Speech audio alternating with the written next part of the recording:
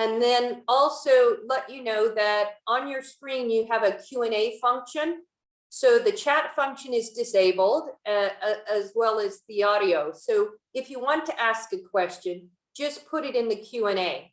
And what we're going to try to do is pause periodically. I'll be asking some questions, and we want to make this as informal as possible. So if you can just put your questions in the Q&A as we go along, and I'll try to pick them up and ask both Harry and Toby those questions as they come in. So really, thank you again, both of you, and for joining and being willing to take an hour out of your busy lives to really talk to us. So just to start with, maybe I could ask each of you to just tell us a little bit about your career journey and how it's evolved, and so that those online can just understand a little more about you. So Harry, let's start with you. Is that part of the age before beauty aspect here? Thank you very much. Yeah. Good morning, good afternoon, and good evening to everybody attending this session. I think it should be fun. I'm an old alumni of UCL. I did a degree in immunology back in the day at UCL. So I started life as a scientist, really, at a bench level. And then sometime in the late 80s, I decided to see what it was like, as we used to call it in the old days, the dark side, and joined the pharmaceutical industry. So I joined Hoffmann La Roche in the labs back in the 88, I think.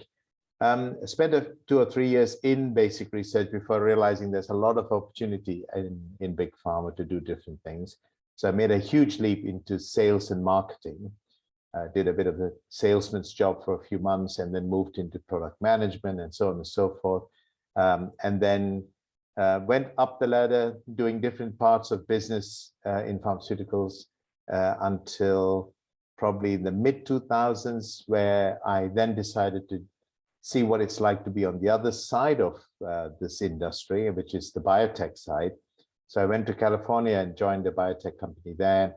I ran that for a few years and had some good luck with the products that we had. And so I was able to sell my company off to, funnily enough, Roche, back to where it started almost. I've since then been a member of boards, etc., on biotech side, helping companies to progress. So that's been my journey so far. Thanks, Harry. And Toby, you want to tell us a little bit about your career? Yeah, sure. And thanks, Harry. That's fascinating listening to Harry's, and good morning, good afternoon, everyone. My career is a bit of a story of two halves, and now I'm on to a third segment. So the first part of my career was really after getting all of the groundings and proper, graduate land and all that sort of stuff, was really the decade of startups in around 2000, 2010, various different startups, building, some worked, some didn't, and then exiting some of those. And then really from 2010 until last year, it was running large corporate technology and AI businesses across multiple sectors, where clients across multiple sectors. So everything as varied as financial services to football clubs and hospitality to healthcare. And that, I guess, makes me, a generalist in some of the background. I think what's been really interesting, though, is looking at multi-industry application to some of the global health challenges. So particularly looking at things around global audiences, which is directly related to some of the mission of the Global Business School for Health, have been really great. So after doing a whole bunch of some important, some fun, some scary stuff through the early days of COVID, which we can talk more about, I really set up a new business at the end of last year, early 2021, called Pivot Digital Health, that was really very much focused on driving digital health innovation, addressing global health challenges. Been really fortunate to do that with a bunch of phenomenal young talent and rare talent from a hugely diverse range of backgrounds and experiences, and many of whom are alumni of UCL.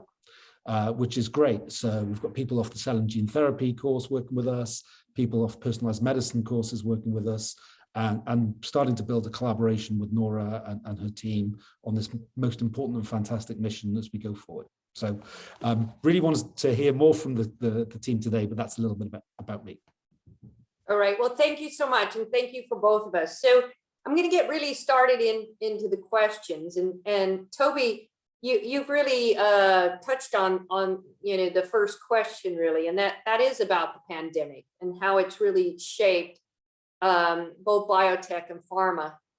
Could you talk a little more about what you see and what your thinking is about the kind of business side of those industries in this kind of pandemic, and now what will the new normal look like as they go forward?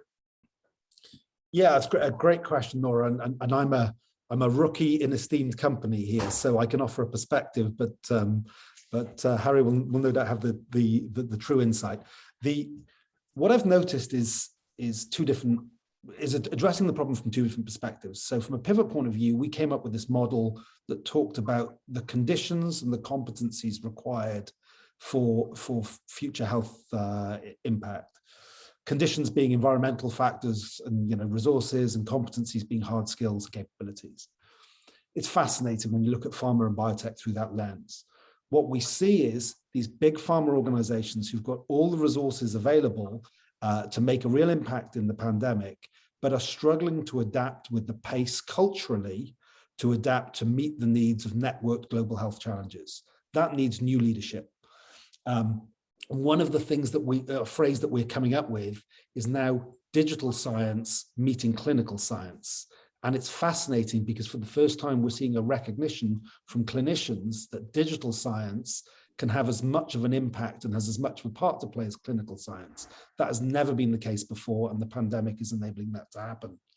What we're seeing on the biotech side is amazingly agile, different models of operation with none of the resources to execute at scale. So it's a really different challenge about how do they rapidly build scale and capability, but with not in the same models as traditional pharmaceutical organizations have done.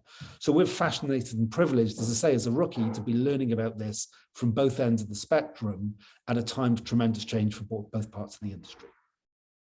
Thanks. And Harry, of course, let's see what you have to say. I mean, I think what the pandemic has done is brought the whole world's attention to healthcare, right? So there's not a single human being, unless you're stuck somewhere in a cocoon, has not heard about what's happened and the rate of the pandemic. What they've also, people now use words like PCR and rapid tests as if as a drop of a hat, and so which is great because I think that brings a lot of attention to the industry and has brought the idea of healthcare right home to most people. So I think there's not a single household in the world that's not been affected by the pandemic, whether they know someone or have had some reason to be cautious, etc. So that has brought the whole topic up in the mindset of most people. So that's a big thing.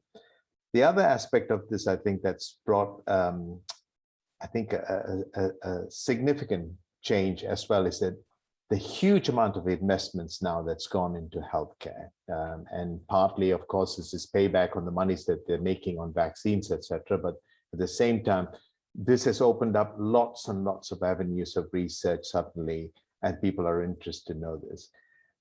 For the first time, I think, certainly in my lifetime, we have the emergence of vaccines from both biotech and pharma. It used to be in the old days that pharmaceutical companies were the only companies who produce medicines, and biotech companies or startups were, if you will, the engines of innovation. So they came up with new ideas and they produced new medicines, but they didn't, as Toby mentioned, the ability to scale things up quickly. But for the first time now, both with BioNTech and with Moderna, we have actually got two biotech companies who have actually produced the necessary vaccines, which has been enabling us to go about our lives as we stand them up. So I think the pandemic is kind of a sea change in the world's acknowledgement, if you will, of the pharmaceutical industry and medicines per se.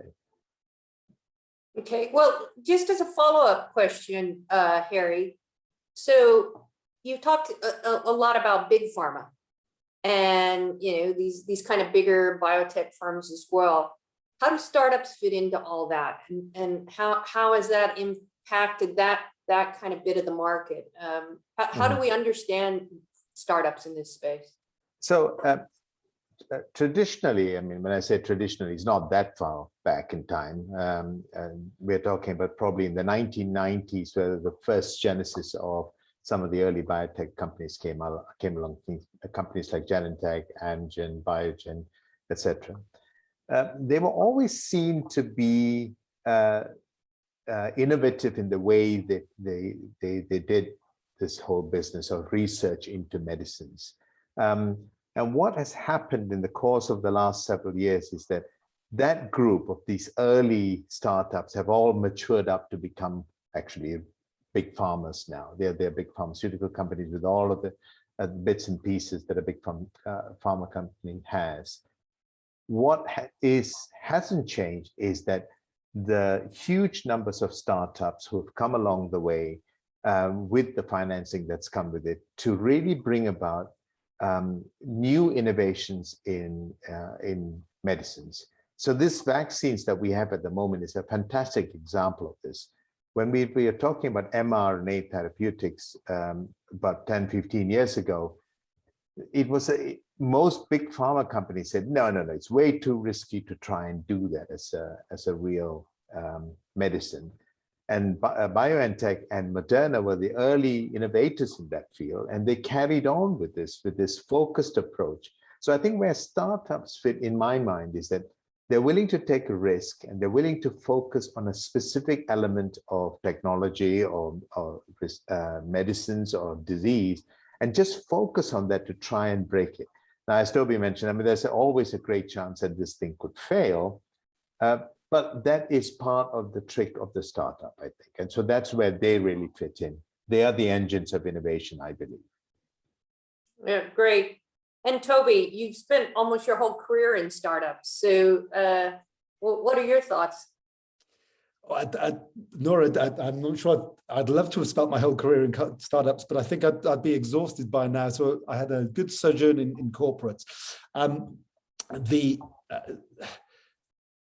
think the startup ecosystem is incredibly vibrant right now for the reasons that Harry mentioned around some of the resources and activities that are propelling things forward. I think one of the most fascinating areas that we are discovering is what I just mentioned in the introduction around this concept of digital science meeting clinical science. And we haven't got to the answer of what that is right now. So last count, I think there were 350,000 digital therapeutic devices out there in the market, which is 350,000 walled gardens of data. Whereas we talk about the opportunity of data to set free and really propel forward some of the global health challenges we face. That needs a partnership between the innovative startups and the established pharmaceutical organizations and healthcare providers in terms of unlocking that challenge. It's an integrated ecosystem that will move us forward and address those challenges. So if we look at it from a global health challenge perspective back, you need all parts of the system to play their role in addressing it. And we are just reestablishing how that works right now. And that's whether you're a health tech company, a med tech company, startup, whether you're a venture capital or private equity, whether you're a clinical research organization, biotech, whatever you are, there is a role to play, but we have to reestablish that right now. And that's what we're living through at the moment. Thank you. So I want to, Harry, ask you a question really about, kind of jobs. So of course, with all this growth, there's got to be opportunities that are coming along the way.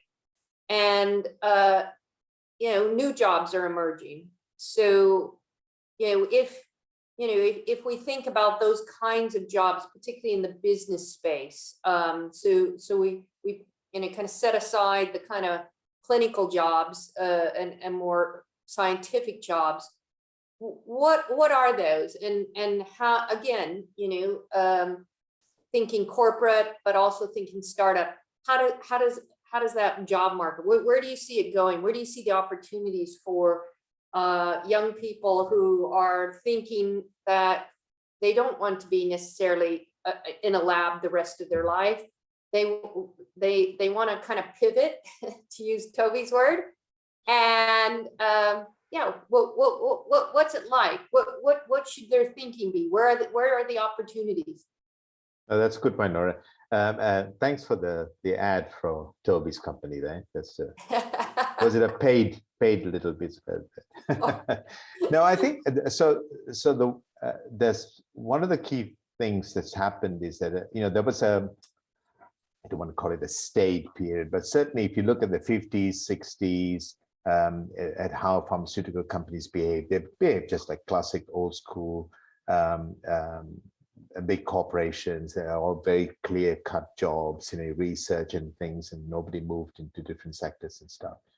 In the last 20, 30 years, all of this has changed tremendously. And I think that's come through because of the startup biotech group of companies coming into the picture. In the last 2 or 3 years with the pandemic and stuff, that's also helped to create lots of different opportunities. And Toby's point of the whole digital science side of things was always seen as a periphery in the pharmaceutical industry, but now it's becoming more and more central. And just in the last week alone, there have been 2 or 3 artificial intelligence company deals being made by big pharma companies approaching and buying into these things. So what does that mean for if I was 17, a long time ago, and thinking, okay, well, I'm just going to do a degree in biology or by chemistry or medicine or whatever I'm doing, and then I want to come out and I want to focus on going into this area. It's no longer the simple old school, oh, I'll just go and be in research and work in a chemistry lab or a biology lab, or I will join as a salesperson and go and speak to doctors about what medicines are coming. It's no longer that. There's so many different things now. We're looking at analytics. How do we analyze all of this data that's coming through? How do we plug that data into how our medicines work, and how do we get the right medicine at the right place? We have now the business side of pharmaceuticals has changed tremendously. Now we have cancer drugs which are specific to a single patient. So they're making drugs specifically for one patient. So how do you sell that? I mean, it isn't. So there is a tremendous need for even the sales end of pharmaceuticals to change, to understand how does your market work, and all of that requires a lot of business acumen, I believe, in trying to understand the very rapidly changing environment that you're operating in at the moment. Okay, yeah, that's really helpful. That's fascinating. And then Toby, just your thoughts. And you mentioned early on that you've got a number of UCL graduates working for you. So, I'd be really interested to just hear your insights, and also where you see some of those people that are joining you. What is kind of Headspace, and where do you take them? So that's a great question, and thank you for asking it, Nora. So what are we hearing from the market? And I'm going to answer this from 2 perspectives, if I may. One is from the graduates coming out, who we're talking to, and one is from the people in pharmaceuticals and biotechs right now. From the graduates coming out, we're hearing the desire to make an impact, the desire quickly, the desire, as you said, not just to be stuck in a lab, the desire, and this is a societal thing, this is not a pharma and bio thing, that there is no longer a 12-year, 15-year defined career path. There is make an impact as quickly as possible. There is a value me for my skills and lived experience now. And that means it's not just the course that I've done and the grade that I've got, it's the background that I've come from, it's the experiences I've had as an individual, it's the perspectives that I can bring. So that's what we're hearing from the graduate community, and wanting to make an impact quickly and build skills and do it in an environment that works for me. And I want to work in a collaborative environment that's diverse, that's progressive. And then from the other side, we're hearing the people in organizations who want to change, who want to, how can I make a greater impact quickly? How can I not get caught in organizational politics? How can I really impact change in the organization? How can I drive things forward? So, you know, this conversation is almost a microcosm of my morning. I've been having conversations with some of our amazing young talent and what they want to do and focus on. And I've also been interviewing people who've come out of or are coming out of large pharmaceuticals who are looking for the next challenge.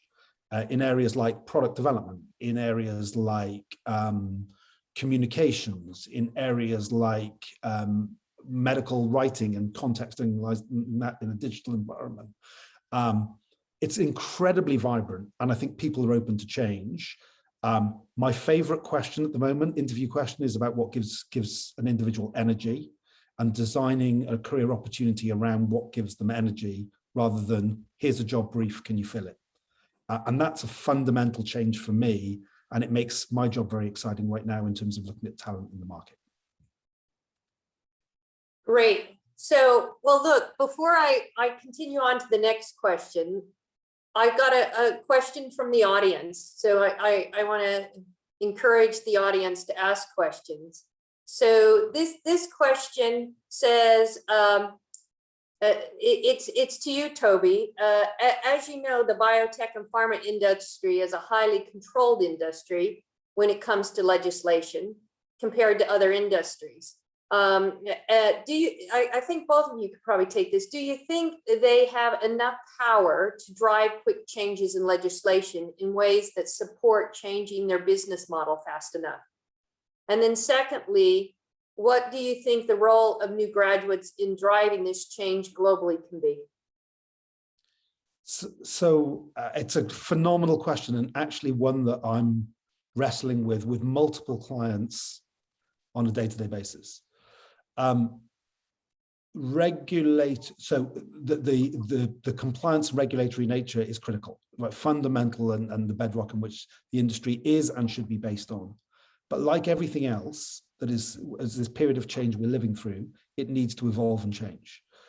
It is perhaps not evolving and change as quickly as one might like it to.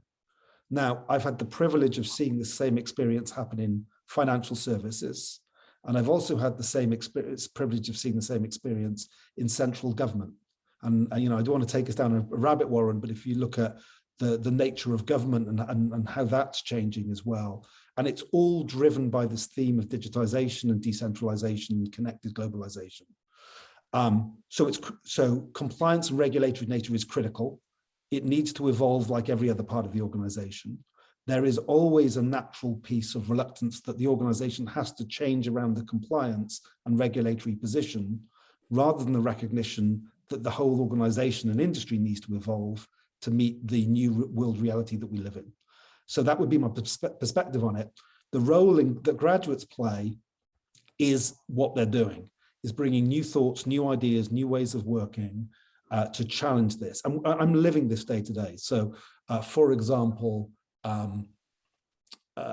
there is the natural channels of communication that today's graduates want to use, you know, for example, so some of the social media channels, that is just seen as a right from today's graduates. A lot of the compliance and regulatory nature does not allow that to happen, right? So then you've got an immovable force meeting an immovable object. So there has to be change in that situation. Harry? You know, I 100% agree. I mean, I think on one side, you know, I having lived through decades of FDA and MHRA regulations on how, and there is a reason why these things are in place, obviously, because first and foremost, we must remember that all of pharmaceutical and biotech is all about patients at the end of the day. So at the end of this line of thinking is a person who is suffering from a condition which needs to be cured. So I remember a long time ago, the UK health authorities had a very simple thing. Anything you take into your body should be considered as a poison. And that's a simple statement, but it's quite hard in this way it's thinking about it. So if you look at it that way, every drug or even a glass of water could be considered to be poisonous. And so what the authorities are trying to do are to set standards and things in place so that you make sure that safety is of paramount importance. So I don't see that a simple shortcut in getting past those things. However, as Toby mentioned, the way in which we go about doing this and providing this information to the authorities and stuff is archaic. They still require multiple volumes and dreams of paper to be submitted, and this needs to change. That needs to be a faster dialogue. And the pandemic again has brought to its attention very quickly how adaptive the system can be when push comes to shove. So we have if you recall, January of 2020, people said, "Oh, we're going to have a vaccine soon." And I remember most of us giggling a little bit, thinking, really? Lo and behold, billions of people have had vaccines got to them. How did it get there? Because the agencies were able to bend over to ensure that they were able to look at the data required, etc. And I think where young people, and I think Toby's absolutely spot on this, that I think what we need is young people coming into the business with innovative ways of thinking. Why do we need to file something 15 times when you could just have one digital copy protected somewhere, which are only a read-only kind of document or something? And this innovation can only come from digitally native young people rather than old farts like Toby and myself. I think I used the word farts there, actually. All right, well, thank you so much, both of you, for answering that question. And again, we really encourage those of you online to put some questions in the Q&A. It's just great to get those questions. So thank you, Radi. So the next thing I want to talk to you about is, at the Global Business School of Health, we've created this Biotech and Pharmaceutical Management degree. And with the real thinking that we need, we get people with undergraduate degrees with science and pharma and biotech and other backgrounds, and then we really teach them the business side. So that's really the thinking that went into designing this program, and it's quite novel. So I just really be interested to have your thoughts about, what would you see as kind of the strengths of coming and doing a program where of course we teach clinical trials and statistics and given that kind of wider background, but we teach things like supply chain management and, capital and private equity markets. So in healthcare, what would you see as kind of the benefits, and who would you see as being a good candidate for this program and why? Toby, do you want to start? Sure, I can do. A candidate for a program. Wow. I'm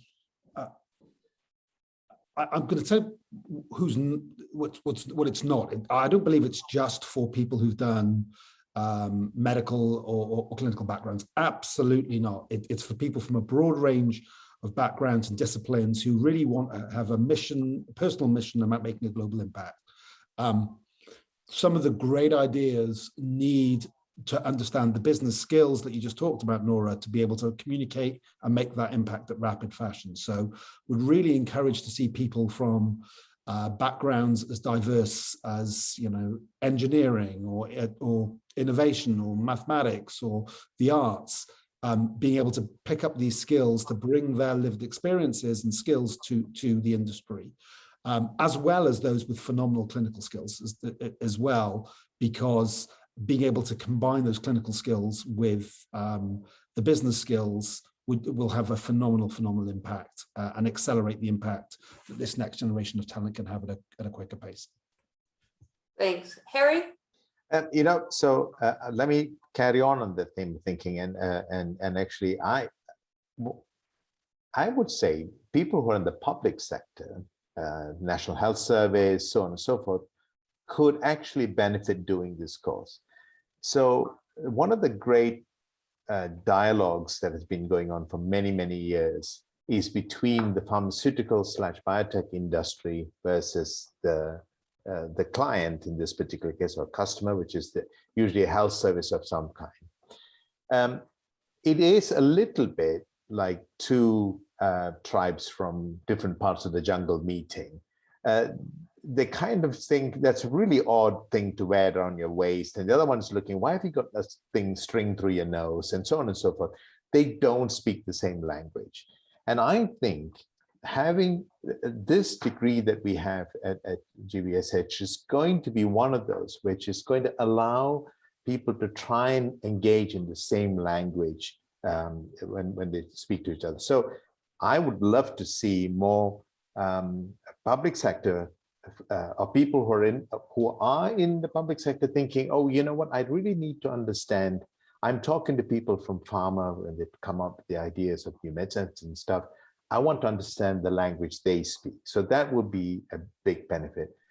You know, my personal mandate here, Nora, is also that I want to see the other side, which is the pharma guys coming into this course, beginning to also meet and engage with health service individuals. So they understand, look, what's the driver in you? What's keeping you up at night, and what makes you worry every time you go to the office, and understand their concerns and worries. And so I think this degree is going to be at least a platform, or at least a place in which this kind of exchange of ideas can take place.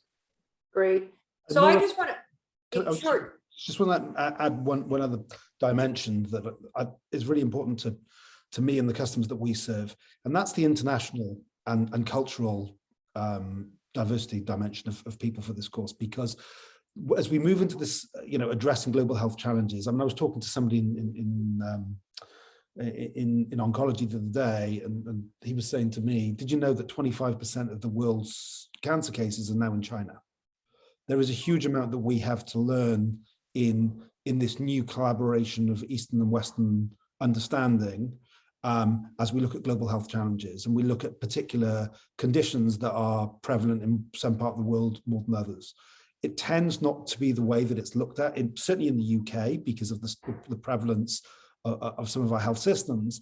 But you know, what for me makes this course unique, what makes UCL unique, and what makes London unique is the cultural diversity that it's able to bring together, and the sharing of ideas, thoughts, and therefore innovations that we can bring to the market. And you know, I guess we are a bit living proof of that, because we're able to bring talents who are coming out of UCL to address global health challenges without necessarily having to have 17,000 offices around the world. So that I really see that as an important factor and part of this course.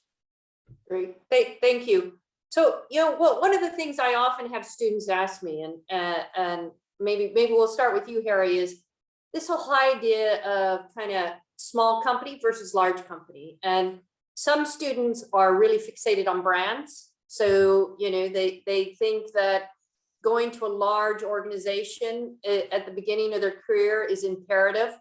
And they'll kind of pass over a startup or a small organization because they'll be worried that they won't get, you know, the kind of brand recognition on their CV. So what are your thoughts about, does it matter where one starts their career? Are there pros and cons to one versus the other? The short answer is yes, unfortunately. I mean, so I am a little bit biased on this front, I have to say. So what I think, so let me start one step back. In the absence of GBSH, and I just want to iterate that this is the world's first business school towards healthcare. Nothing like this had ever existed before. So in that world, the only way you can really get to know how does the industry work and how does this pharmaceutical company work is to actually join one of those things. There was no courses available to let you an insight into this.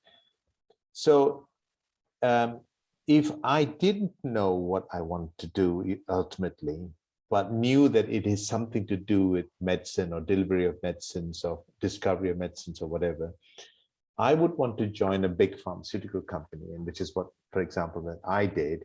And what it did for me was it allowed me to grow from out of the lab into sales and marketing and business, and learn the trade, just doing the job and so on and so forth, then getting different opportunities open up in the industry. So my bias is to go into a big company because of the opportunities to learn. Now, that said, now that GBSH is up and running, and we will start having possibilities to learn these things beforehand, nothing then stops you from actually joining a smaller operation. The caveat here is, in a smaller operation, and I've been in companies where there have been 3 employees, right? The CEO and 2 others. The 2 others obviously doing all the work, and CEO just hangs around. But so you are going into a place where you are going to be pivotal in making lots of decisions and moving forward. So there's a degree of confidence in your abilities and stuff that needs to come about. So if you're confident, if you're strong in your in what you think you can offer, I think joining a small startup can work for you, as long as you have the fundamentals already within you. Great, thank you. Toby. So I'm going to disagree with Harry on this one, and offer a different perspective of what I'm seeing in the marketplace. I think virtual has offered up a whole tremendous amount of opportunities. So we're seeing a bunch of people who are doing very hardcore PhDs or MAs, wanting to work with companies like ourselves, but on a limited capacity, on 20 hours a week. You used to call that an internship program. I don't know if it is anymore. It's almost like a graduated migration into the world of work from the world of more academic and educational environments. The other thing that I'm finding is actually that startups are acting as an accelerator for young people's careers, so that doing 2 years, and certainly it did for me way back in 2000 and blah, doing a few years or even a few months in a startup, can it give you exposure at a far greater level than it can take you years to get in a more established organization. And then when you turn up for that interview in that big company, or that recruitment consultant meets you, or whoever it is, that you actually haven't got that much tenured experience, but are operating at a far greater level. So I will always be an advocate of, of course, the graduate programs are phenomenal, the big companies, and I've run a number of them, but I think there's something special about startups that gives young people amazing experiences that accelerates their careers far quicker than otherwise would be achieved. So sorry, Harry, but you'd expect me to disagree on that one. Well, good. At least we found something that you could have a little disagreement with. Well, look, again, I'd really like to offer up to the audience, if you'd like to put a question in, we'd love to have both Harry and Toby address them. But I think for me, I'd like to just a little bit of a fun question, as it were. If you had your career to do over again, and how might you? I'm not going to ask you to go into something different, and become, a musician. What I'm looking for here is, how might, with all the insights that you've got now, how might you have crafted it differently?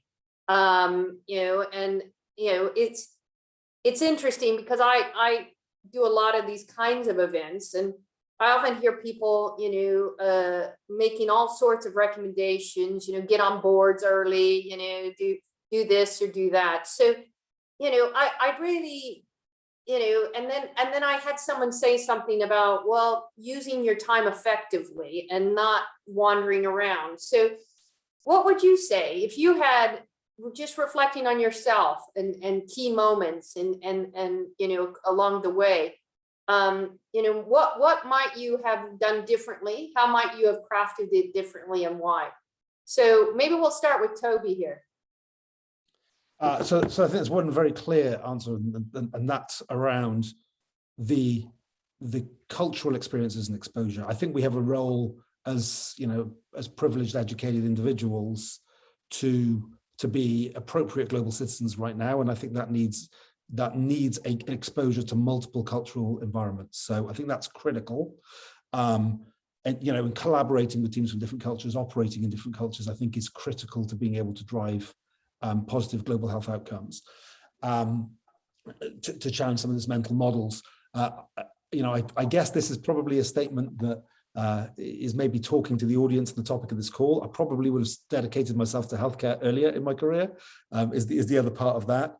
And then the third thing would have been to recognize this unique integration of technology and clinical earlier, and really focus on that as a core space of innovation. I think that there's a point there which can be taken more generally, which is about identifying the white space of the next wave, and really focusing on that. And you know, clearly that this digital science meeting clinical science is a space that is evolving rapidly. Great, thank you, Toby. And Harry. Yeah, this will come as a surprise to you. But I wouldn't change a lot, actually, to be honest. However, there is a caveat. Like I said, so when I started this business, it was in getting into this business movement, there was more serendipity involved in the choices that I made and how, you know, I went along to get this, an opportunity opened up and so on, moved on, and so on and so forth. I say if I had an opportunity and say somewhere like GBSH existed, I think I would have gone into a formal course to get an MSc or an MBA in the healthcare space, to really, because a lot of stuff that I picked up along the way happened serendipitously, or because I had to do something that I had to learn the hard way. So I would have been better equipped, I think, if I had done something more dedicated, like having a master's. I think people who come into this business of pharmaceuticals and biotech, it's a calling, I personally think, and I think that is most of us who get in here think that we want to do something for our fellow man, and, you know, want to help them in one way. And I know lots of medical academics, of course. There is this thing about them which they say, oh, you guys are involved in business, so that's, oh, you're a bad person. And I always try to bring it back to them that actually the business of pharmaceuticals is why we have good medicines and good possibilities. Because if there wasn't that economic driver, no one would be interested in discovering the next best thing in cancer or anything else. So I think we need to understand that better. And I think if I had done a formal course, maybe I would have been able to articulate that better than as I've had to do over the times. Great, thank you. So I've got one question from the audience, but before I get to that, I want to just tease out something that I hear all the time. So you know, students feel often frustrated. They come and they say they're struggling to find jobs in their major, and it doesn't. And then we hear all this press about labor shortages, and there just seems to be a disconnect between what students are expecting or the degrees they're coming out with, and then the opportunities. Do you see that disconnect? And you know, why do you think there is this disconnect? Because there definitely seems to be, you know, lots of jobs out there, but there's lots of graduates that don't seem to be able to find the right job. What are your thoughts on that? Toby, I'll take this first if you want. I think part of this is the mismatch between the company or the entity that's looking for a position to be filled and the marketplace. In many cases, and when we talk about recruitment agents or headhunters or whatever you want to call them, they go to the customer, in this case, let's say a big pharmaceutical company or a biotech company, and they say, what you're looking for? Oh, we need a guy who specifically can fill in the regulatory forms which are needed to be supplied. So we need a regulatory officer. So of course, if they go out there and look for a regulatory officer, there's a narrow band of people who are in that job. So I think part of the struggle has been that comes from these big companies where they're so focused in what they need to fill rather than stepping back and saying, I think Toby asked the question that he asks people now, what makes you happy and what's the value that you can bring into the company, and recruit them that way doesn't seem to happen anymore. People don't just have, people coming in at an early stage into the careers and just coming in and just slotting into different parts of the organization and learning as they go doesn't appear to happen anymore. There tends to be very narrow bandwidth in what they're asking. And that's where the mismatch happens between young graduates coming out of school, and then they don't know where they're looking, because they look at a advertisement somewhere and it says regulatory affairs officer required. That's not me. I've never done any of that stuff. So they skip it. But in fact, they may know 90% or 80% of what is required for the job. So that is the bit that I think. So what's my advice to young people going in there? Go in and talk to the human resources departments in any of these companies. Explain yourself to them why you're interested in the company, what they're trying to do. And funnily enough, they'll say, if this is a personable individual with the right qualification, with a qualification, they can mold them into someone valuable for them in the times to come. Toby? Yeah, I just coming at this from a different perspective and totally agree with some of the things that Harry's saying, that I think this is where you get the uniqueness of UCL GBSH here, because the introduction to different people from different parts of the industry shows you those different roles and opportunities. Don't be, the common message between Harry and I would be, don't be daunted by the job title, and pursue your mission, because your mission will be informed by your education and your background, and that is what people want. I think those are the key things. There is a redefinition of the market going on as well, which makes this a challenging time. And in any point of redefinition, the best thing an individual can do is educate themselves to a heightened level. And this is what I think GBSH is offering. And then those new roles will fall out. I mean, I can, we can talk more another time about the experiences of the people working with me now.